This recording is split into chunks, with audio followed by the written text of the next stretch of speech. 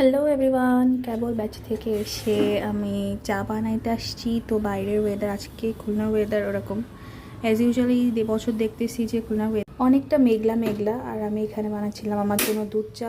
আমার খিদা লাগছিলো ব্যাচ থেকে এসে, ব্যাচ হওয়ার কথা ছিল 6টা পর্যন্ত, বাট হয়েছে 5:30 পর্যন্ত। তাই আমি তাড়াতাড়ি বাসায় চলে আসছি।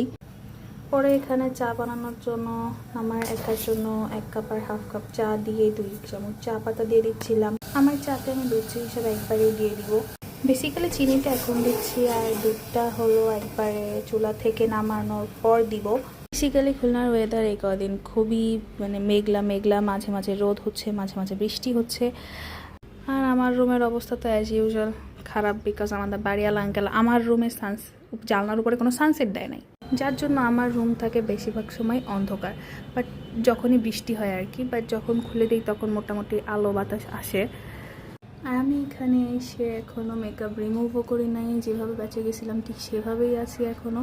আমি এখনও কোনো মেকআপ রিমুভ হয় না, এবং আমি এখনও ঘামতেছি বিকজ আমি এখনও ব্যাচ থেকে এসে বসতেই পারি নাই। আর আমার চাও এখানে কথা বলতে বলতে রেডি হয়ে গেছে।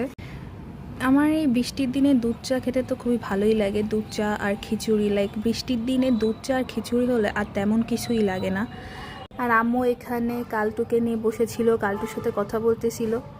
কালটু তো খুবই শান্তশিষ্ট স্যাসি। এই বছর এইবারে বাচ্চাদের মধ্যে কালটু খুব শান্ত, আর বাকি যেগুলো আছে ওইগুলো খুবই দুষ্টু, খুবই দুষ্টু। কালটু আর ফোনটা খুব ভদ্র, এবং কালটুকে দেখলে না অনেকেই বলে যে কালটু কালো পুরা, ওকে দেখতে সুন্দর না, বা ওকে দেখলে ভয় লাগে, তাদের বেবিরা ভয় পাবে, হ্যান ত্যান হাবিজাবি অনেক কথা বলে।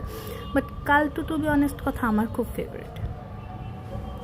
আর আম্মুর কাছে খুব ভালো থাকে। ও রাতের বেলা যদিও আমার মাথার কাছে ঘুমায় থাকে, তারপর ও অনেক আদুরে। কোল ঘেঁষা ভুলু এই টাইমটাতে কখনোই আদুরে ছিল না, স্যাসি তো ছিলই না, শুধু দুষ্টামি করে ওরা। তো তারা তাদের নানুমণির মাম্মামের কোলে উঠে ঘুমায় থাকে।